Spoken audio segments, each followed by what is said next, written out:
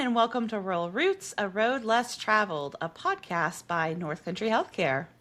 We're your hosts. I'm Gavin Cook. And I'm Ren Anderson, and we're so glad you're here.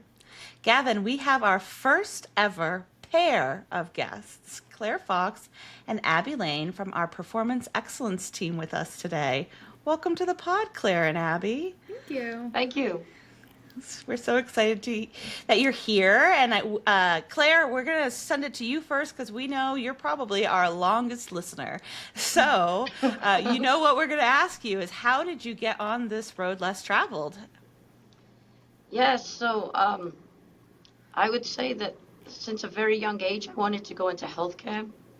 My mom was sick when I was little. And so at 3 years old, I decided I wanted to become a nurse. 6 years old, I was a bit of a tomboy, and at that point in time, because it was a while ago, not many females were doctors, and so I decided I wanted to be a doctor. So 6 years old, I wanted to be a doctor. At 11, I sprained my ankle because I was a runner, and I went into physical therapy, and I was like, oh my gosh, this is it. This is the profession for me. So from 11 onwards, I was definitely goal-oriented. So I went to school for physical therapy, and I graduated, and I entered the healthcare profession in England. And honestly, I was really quite despondent, almost depressed, really, about what the realities of healthcare were like. From a young age, I'd always had what my image of healthcare was like on a really, really high pedestal. And I got into the profession, I was like, oh, this just isn't what I thought and hoped it would be. So at that time, 50% of jobs were vacant in the United States. And so recruiters used to come over to Europe and said, hey, come on over to the US. You just have to come for a year. And so I was committed to finding a non-for-profit hospital, so ended up at AVH. And it's been a long year because that was from 1996. So I started off as a staff physical therapist, and then moved up to a senior therapist, and then moved up to the rehab director of physical therapy and speech therapy. And AVH always supported a lot of education and learning. So in 2016, I attended a 2-day course on Introduction to Healthcare and Lean. And oh my gosh, I was sold. I was like, this is what I feel as though I've been looking for decades. I was like, this is where I feel as though all our answers are. And so my career took a bit of a turn. And so now my title is NCH Director of Performance Improvement. And I mentioned lean, and some people may not know what lean is, but lean is basically about making something more efficient. So some of the inefficiencies or wastes in a system is things like waiting or mistakes. That's a waste, right?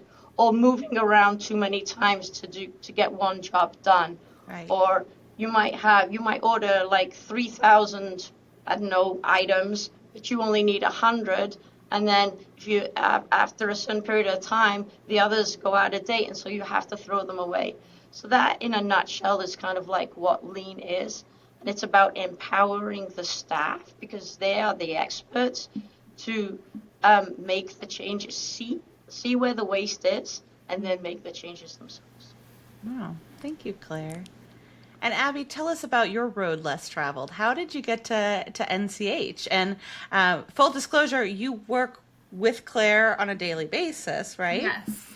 Yeah, absolutely. Claire is my direct boss. I started at NCH almost 3 years ago.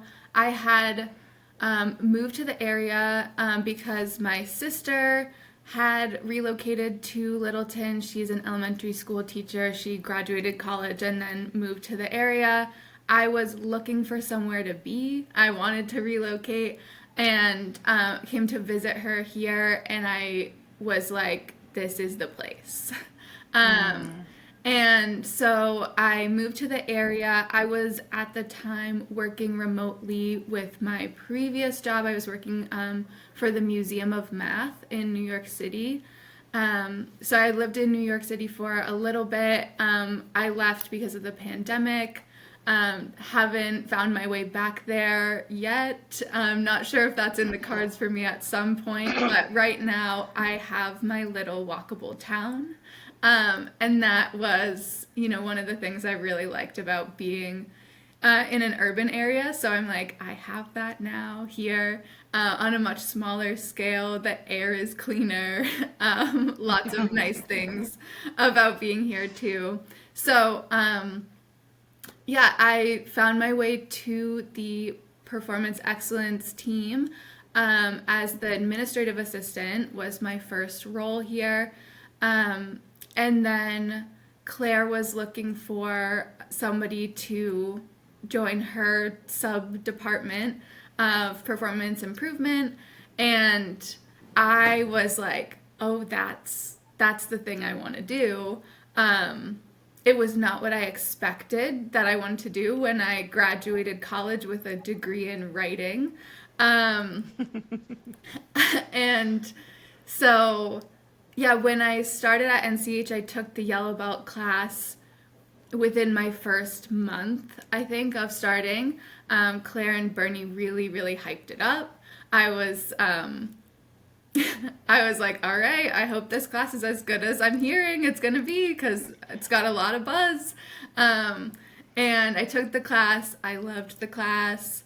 And then I was just sort of looking for a project. So I did my Yellow Belt project after that, improving meeting minutes across the system. Some people may find that irrelevant now with AI minutes. I'd say still might be useful for you to look at my template on the intranet, but I did my Yellow Belt project, and I was just really, really interested in all the stuff that's happening in performance improvement, and I wanted to do more. So when this role opened up, I was really excited to apply for it and then ultimately join this team, which I did in December of last year. And yeah, so I've been in this role for almost a year, and I've been learning so much, teaching the Yellow Belt class, mentoring Yellow Belt graduates, and I've just really, really loved getting to do this work. Well, thank you both for sharing about your Yeah. backgrounds. I think I speak for us both, for Ren and I, when I say I feel like we learn something new when people talk about their backgrounds. And Abby, I have so many questions about the Museum of Math. So we'll be in touch later. Sounds good. But Claire, I want to throw it to you, Claire, and ask you our first question, which is, why Lean and Six Sigma matter at NCH and how they show up in not only your everyday work, but everyone's. Yeah, so I think I'd like to think you have a little bit of a better idea about what lean is. But I know that I've observed many departments around all of NCH, and our staff work incredibly hard. But what this is that we need to learn to work smarter because we really can't work any harder than we're already working, and especially with less people in the workplace as it is. So removing the inefficiencies not only is better for staff, but it's a lot better for patients. Because really, who likes waiting? Whether it's on that side or this side, nobody likes waiting. In terms of what Six Sigma is, Six Sigma is about removing mistakes. Nobody comes to work and plans to make a mistake, right? But you want to do something called mistake proofing. So an example of mistake proofing is this, that if you have a car, if you try to drive without putting your seatbelt on, you'll get an auditory noise, right? Beep, beep, beep. And you'll go, ooh, I forgot to put my seatbelt on, and you'll put it on. So that's an example of what mistake proofing is. And then there's other things of mistake proofing that if you want to plug a plug into the socket, you know that you have to plug it in with the 2 and the 1, lined up. You can't accidentally do it 90 degrees or 180 degrees off. Or for instance, you can't start your car without putting your foot on the brake. So what we want to do is we want to try and make things so mistake proof that we never make a mistake. And that's certainly what we're trying to strive for at NCH in terms of being a high reliability organization. Claire, can I ask you a follow-up question? And Sure. and can you just tell me like where you've seen success in our operations of people mistake proofing? Like where have we started to make that change or done that well? So I'd say we've done that very well in terms of barcode med scanning. So barcode med scanning is where a provider puts in an order for a specific med, and it's a specific dose, and you do it, you give it a certain way, whether it's a medicine or an injection or an IV or whatever. And then the patient has a bracelet on. And so when you scan the bracelet and you scan the med, you make sure that it all aligns up in the system. And so I would say that that has been an excellent example of sort of Six Sigma in the workplace. So that means that the patient is getting the right medication at the right time, the right route. I think the average nationally for barcode med scanning is 95%. And right now, NCH is at 99 point something percent. I'm not Wow. quite sure what the point is, but if Tiffany was here, she'd be like, it's point 0.4 or whatever it is. And so you kind of go, wow, that's really good. And it is, but we want to be as good as we possibly can be. Great. Thank you. Thanks, Claire. Welcome. Yeah, that's wonderful. And I know that the Lean and Six Sigma principles that you just mentioned relate to our yellow belts that Abby spoke a little bit about. So Abby, I'm gonna move to you with this next question, which I know we just had a yellow belt showcase, so I'll start with that. Can you dive into what our yellow belt showcase was about, what was included, and maybe even if you have a favorite project from that showcase, talking about that? Yeah, absolutely. So this was our second annual Yellow Belt Showcase. And we created, with the help of Marissa Rexford in marketing, shout out to Marissa, she put a ton of work into these. We Yes. created Hey, posters. Marissa. Yes. We created posters for each of the completed Yellow Belt projects, or the people that got certified. Each person got one poster. So we had some projects that are still in process being rolled out, but these people got their certifications, and each person gets a big poster. They look beautiful, and they have their project title, their project charter, and then whatever other elements they did, right? So if they have graphs, we've got the graphs on the posters, their mapping, those are on the posters, and then a conclusion that the staff generally helped write to tell us, what did they start with and how have things changed since they started using the Yellow Belt tools. And this year we had 43 posters, or was it 44? Wow. Um, 44. yeah, 44. So last year we had 26, I think. So it was a huge showcase this year. A ton of posters, ton of work getting them set up. But I think that it was so worth it for me to see staff at the different sites come through and get to see, this is what my colleagues worked on, this is what I worked on. Like, it looks real now, seeing it in this poster. It looks more impressive than I thought it would. And they really are also impressive, whether the change that the person made was really small just in their own daily work. That makes a huge difference for them. Or if it was bigger departmental or some spurred system changes that were really impactful. But whatever level of impact a Yellow Belt project has, I think it's such a great way for staff to dip a toe into improvement work and get started on that journey, because there's always projects to do. There's always problems. I always say a good Yellow Belt project is a problem without a solution, or where we don't know the solution yet, right? So something that can be solved, but we don't know how. And then diving deeper, finding that root cause, finding out what the best solution would be. And yeah, we had so much great work across so many departments. and different levels of the organization.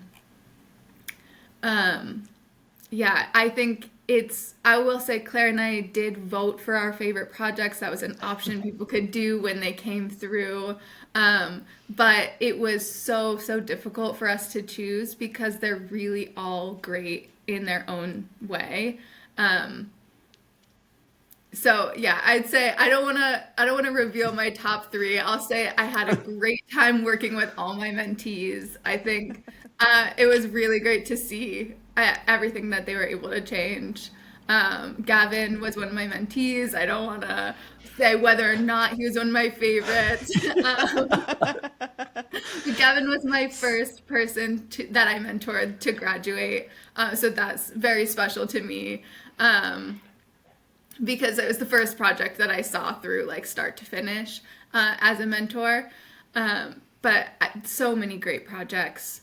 Do you guys want me to speak to the ones that staff voted as their favorites? Sure. Okay, great. So we asked staff coming through to vote for their favorite 3 projects, and then we tallied those votes at the end of the week.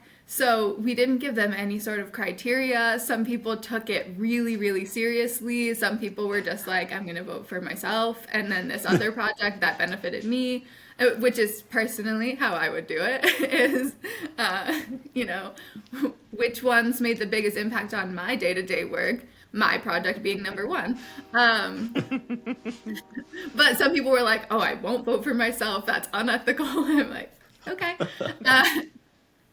So our top 3 projects, the first one was Bailey Hoyt's project on system-wide standardization of policies, procedures, guidelines, and forms. So that was voted by staff as the number 1 project. Bailey defined what a policy, procedure, guideline, and form are, which is massive, because prior to this project, we didn't really have clear operational definitions.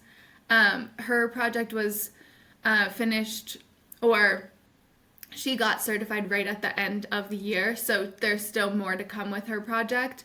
And I had somebody come through the showcase and say like, oh, I've got, a ton of policies that I manage that should all be procedures. Like, based on this, I'm going to call Bailey because I really want to get that fixed. And I think that's great, right? A great avenue to realize, oh, this is something that someone's working on right now, and I can get in on the ground floor. So, yeah, basically her problem statement was that there are too many overlapping policies for the same departments across the affiliates. So literally thousands of policies across our system, and really not much need to have thousands of policies, to have like a policy for each hospital that basically say the same thing. Those can often be system policies. A lot of times our departments are working on the same things, and they already have standard ways of working on things, but their policies don't necessarily reflect that, or they should have 1 policy instead of 3 or 5 or 7. So that was a great project, as they all were, I'll continue to say. Our second place was Courtney Boissonneau.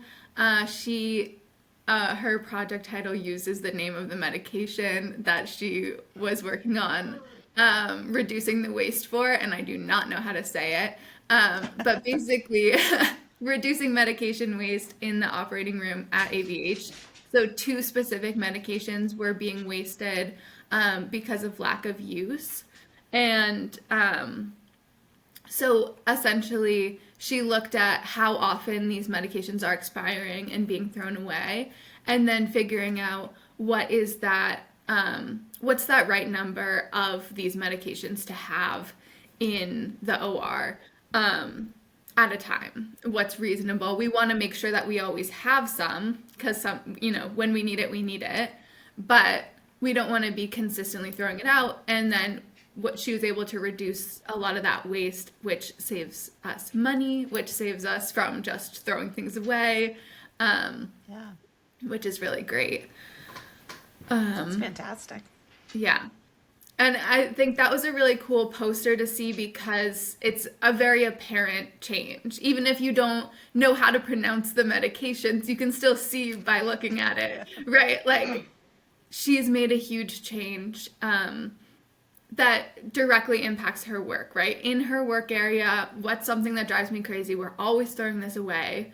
And there's got to be a better way, right? So, what is that better way? And working through the yellow belt process to figure that out. Okay, and then our third place was Angela Moore.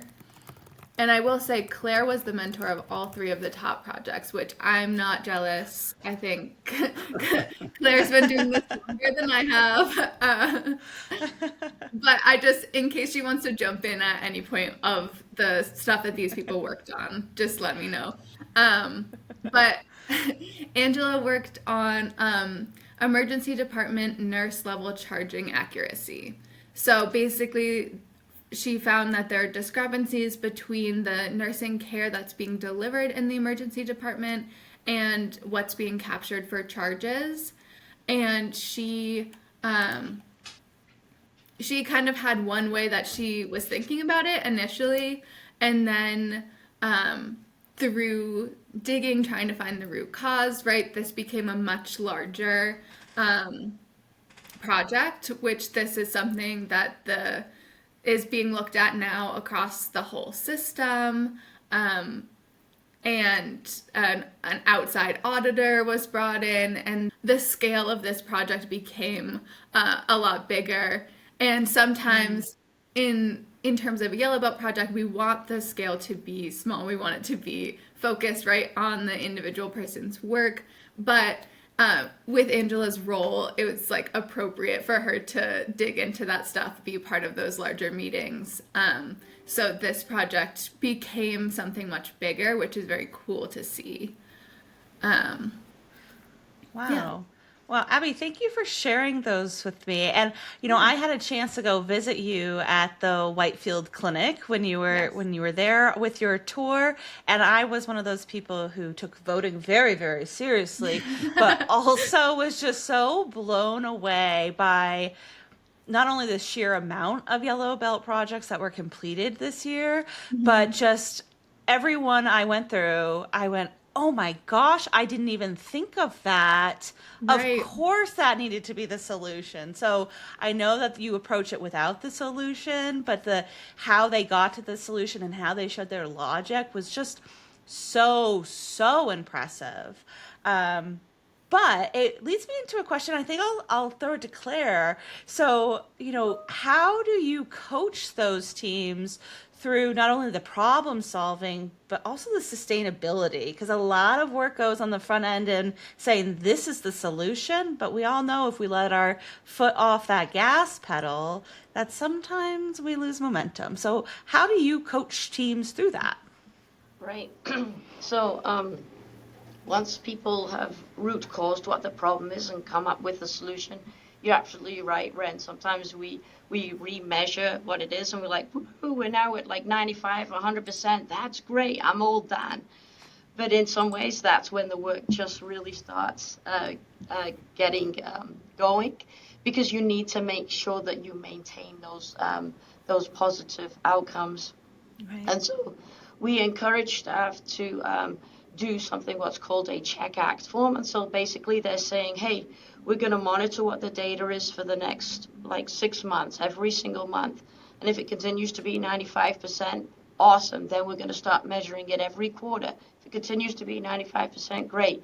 But if it drops below a certain level, then we need to go back and say, hey, did we resort to our initial behaviors? Because a lot of people do not like change, or has something else gone wrong?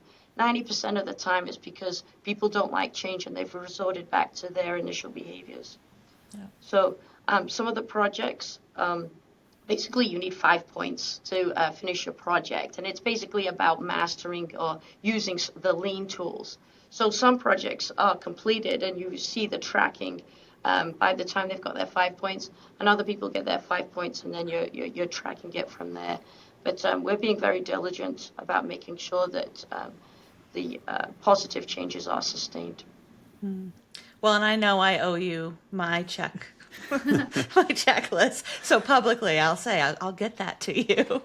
I know you will, Ren. And you know what? I'm not sure Abby correctly answered the question before when she said her favorites, but obviously my favorites were yours and Catherine's. Oh, yes. Good I don't answer. know. Nicole's, I'll speak for me. Nicole's was pretty good too. So. No, Nicole did a great job. Abby was absolutely right. There was so many. It was very, very difficult to choose from. That's great. That's wonderful. Claire, I do just want to just backtrack a little bit. I don't know. I know we've gone over a lot of great things already, but I just wanted to ask you, and hopefully this will help some staff too that may be curious, but what are some tips for somebody that's heard about Yellow Belt, been through a class and said, okay, I think I have something. What's my next step? Who do they go to and where do they go from there? Send us an email. Yeah. Honestly, find us in the hallway, give us a call, find us any which way you can. There is a form to fill out if you say, I think I have a problem and I want to work on it. And you can start with that. But often people want to talk about things first before they fill out the form. And so we're more than happy to sit down with anybody and say, hey, tell me about your work. And within about 5 or 10 minutes, we've got like 3 or 4 projects in mind. We'll throw them out there and say, which is the one that drives you the most crazy, or the thing that you're most passionate about that you'd really like to improve? And they'll go, that one. And it's like, that's our project. And so that's how we go about it. Yeah, and it really is, I don't know if you felt this too, Gavin, but it really is so interesting. Once you complete the process, you have to go through those growing pains of learning the language and really believing in it. But then everywhere around you, there is a Yellow Belt project, right? There is something that you can do to reduce waste. So it really isn't hard for people once they start thinking that way to find that project. And I think the whole experience is just so rewarding, not only to get that certification, which is a pretty big investment if you're outside of North Country Healthcare. So, what a testament to the investment in our staff, but also just that own personal growth and knowing that you helped not only yourself, but your team. I just think it's so huge. Absolutely. And I think based off of experience, Ren, I can back you up on that. We had an HR meeting recently, and most of our team, if not at least half of our team, is certified, which is awesome. But it speaks volumes because I think in our meeting, at least once a meeting, somebody goes, "That's a Yellow Belt project," and it's something I do at least once a week now. I see an issue, and I'm like, "That's a perfect one for somebody," and I'll message who I need to and say, "Here you go."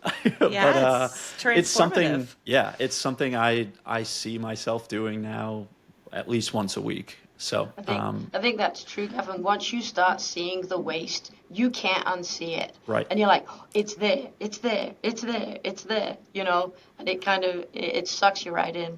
yeah, And not absolutely. only in your workplace, but when you look around, when you go out for dinner or it just becomes part of your thinking. Yeah, when I sure tell does. people what I do for work, pretty much everybody outside of our organization is like, I need that at my job. Why don't we have that in education? Why don't we have that in finance? Like all these different organizations, people are like, we should be doing that. And I absolutely agree. It's a process that can work in any industry. Gavin, I know that you're gearing up for your signature question, but I do want to tease for a second that when this airs this Friday is our North Country Home Health and Hospice Gala, and Bernie has actually donated a session to the silent auction that you can win to bring to your organization.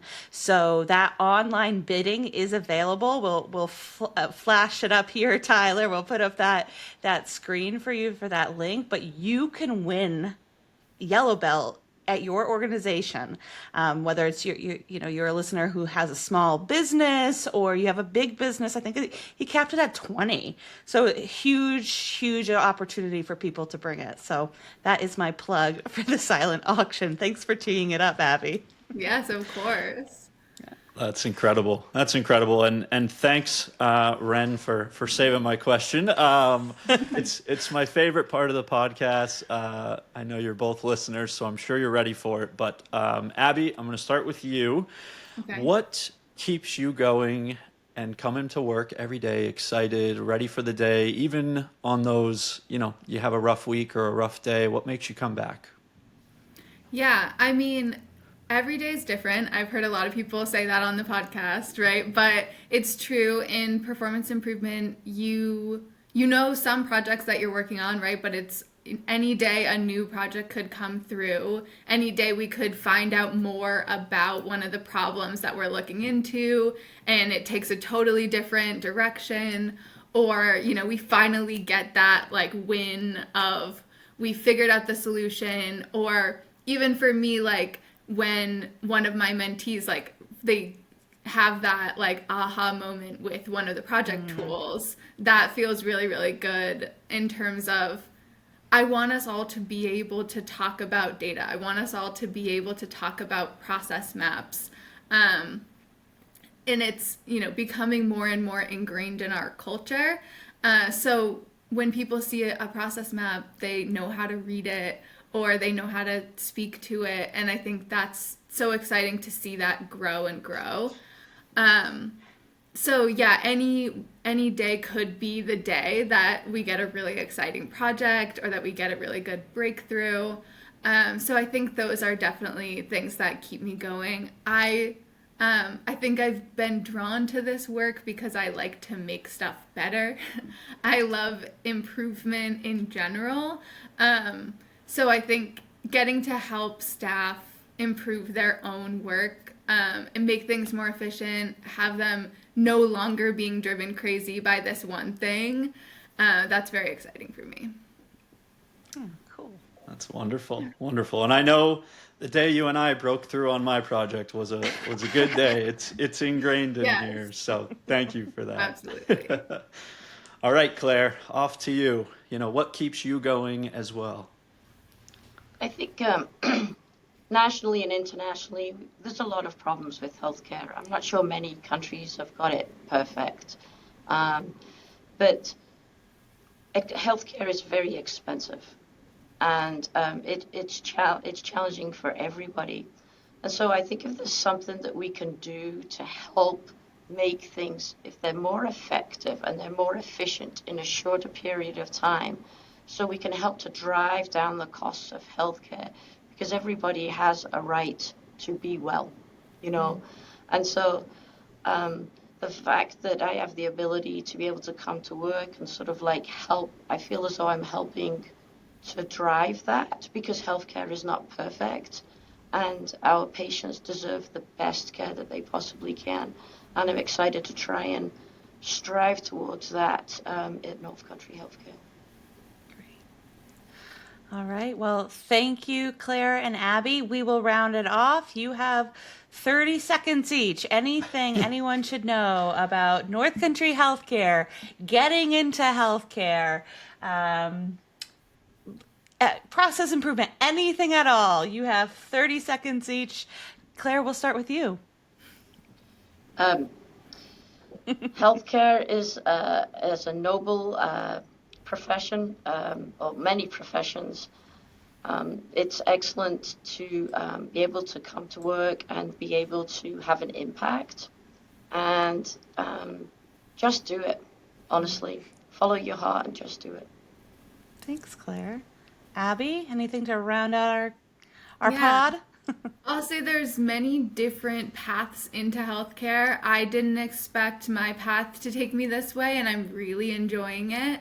So I think whatever it is you're passionate about, you can probably be doing that in healthcare, even if it's not medicine directly. If you care about people, healthcare is likely going to be the place for you. So, yeah, check it out. So follow that road less traveled. Absolutely. Awesome. Awesome. Well, thank you both so much. We really appreciate your time, you making the time and being here today. And I guess you'll hear us soon. Awesome. Thank you very Thanks much. for having us. That was great. Gavin, I loved talking to Claire and Abby. I agree. And I just want to start this by saying Abby mentioned that I was her kind of guinea pig, Yeah. her first project, and she was so kind, so gracious. I think I'm one of her troublemakers. It took me like 3 months to complete my project, which is well over the usual timeline, but she was so gracious with me, really walked me through the process and made it super easy and comfortable, and worked with my schedule that was a little chaotic at the time. But she was a great mentor, and I can't say enough good things. So I was lucky to have her. Well, if you're considered the troublemaker at 3 months, I also finished my Yellow Belt project with Claire, and it took me over a year. Okay. So I do not think you're the trouble maker. I just think sometimes improvement takes time. Right. Yep. Yep. I know. We worked on many different process maps, which in my opinion is the lengthiest part of the process, is Yeah. really mapping out which way you need to go. But yes, thank goodness for Abby and her patience, and really navigating me through the process. It was great. I had a great experience, and like I said, I see it now almost every day in the work that I touch. There's always room for improvement, in my opinion, Mm. and I think it's just something that's ingrained in my brain now, with my work. Yeah, and I think I said it during the podcast, but that thinking just becomes so transformative. You can't not see it.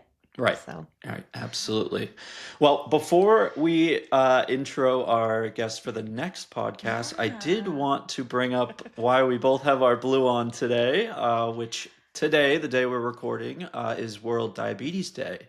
It is. And, full disclosure, sometimes it's a benefit to be the podcast host when your daughter says, "Hey, mom, this is really important to me. Can you mention it on your podcast?" You can. I love So it. thank you, Gavin, for letting us talk about this today. My daughter, Astrid, actually has type 1 diabetes. She's about a little under 2 years at this point into her diagnosis. So she has late juvenile diabetes.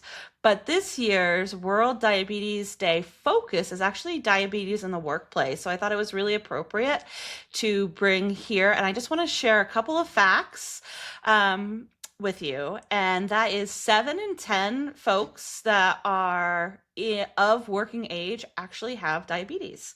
So I think there's a lot of stigma around diabetes. And I think it's important that we address that, to know more and do more for diabetes at work. 3 in 4 people are living with diabetes, and because of that, they've experienced anxiety, depression, or another mental health condition because of their diabetes. And 4 in 5 people believe living with diabetes actually experience diabetes burnout. The average amount of decision making a day for somebody with diabetes is 85 decisions a day on top of everything else they're doing in daily life. So I just think it is wonderful to raise some awareness of it. There's a few different kinds of diabetes. Not all diabetes is alike. And if you are concerned that you have diabetes, type 1, type 2, gestational, please bring it up with your provider. The tests for it are relatively non-invasive and can really make a difference in making sure that your health looks good for the future. So Perfect. thank you. Yes, very well said, and thank you to Astrid. That's great. I know when you and I talked about it, it's something that hit home for me as well. I have 2 direct family members that also have been diagnosed with diabetes, and then a very close friend as well. So I think it's an important thing to talk about. So thank you so Yeah, much of for doing course. that. Well, I will briefly jump into a tease for who our next guest is. We will have Llewellyn Valton, who is our Director of Quality Performance Excellence, joining us. December just seems to be our month of performance excellence, and That's their team. excellent. They're going to round out season 1 of our podcast, which is also exciting that we're almost done season 1. So we're Yeah. very much looking forward to having Llewellyn on and joining us. Yeah, absolutely. And I think you set it up, Gavin. We will be taking a bit of a winter break Yes. after Lou's episode. Oh, I'm sorry. We'll have one more kind of remember the season one episode that we'll do that recaps some of our favorite moments, and then we'll be taking a break until after the new year. So, Yes. listeners, we'll be back, and keep those questions and ideas coming for us. But Absolutely. until then, I'm Ren. And I'm Gavin, and this is Rural Roots, a road less traveled.